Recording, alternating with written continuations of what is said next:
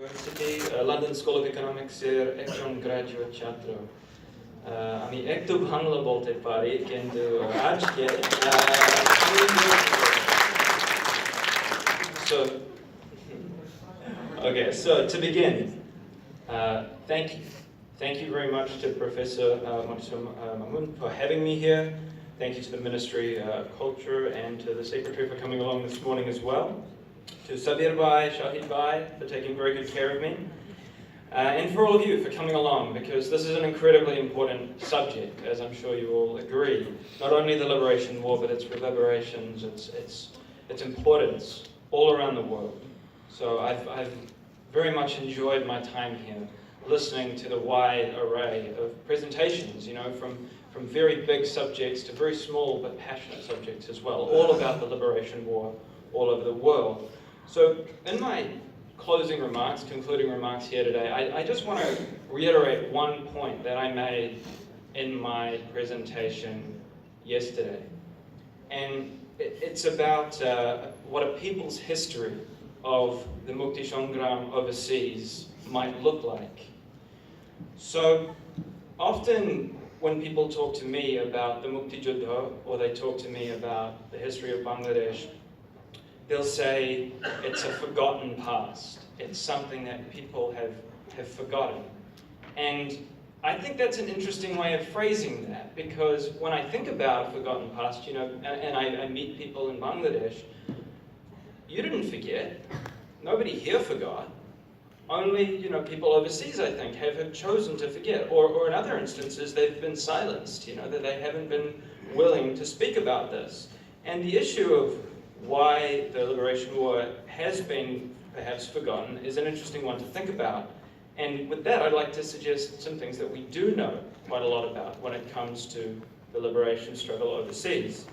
I think we know a lot about how the world's media reacted.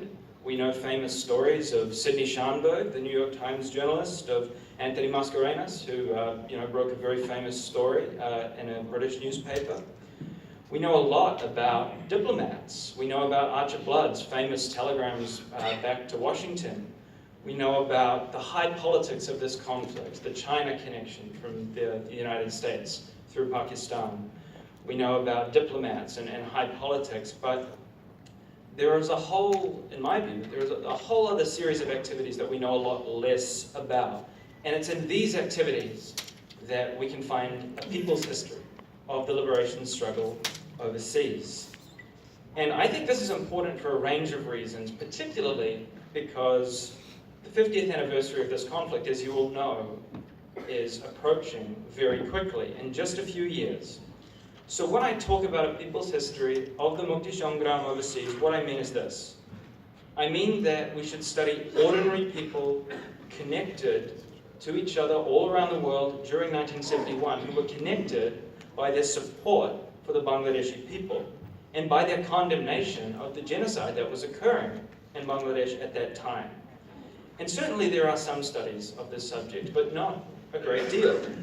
The kinds of people that I'm talking about studying here are grassroots activists all around the world, in America and Britain and many other countries. The Bengali diasporas all around the world as well. Humanitarian organizations who help to support the Indian government and others in supporting Bengali refugees.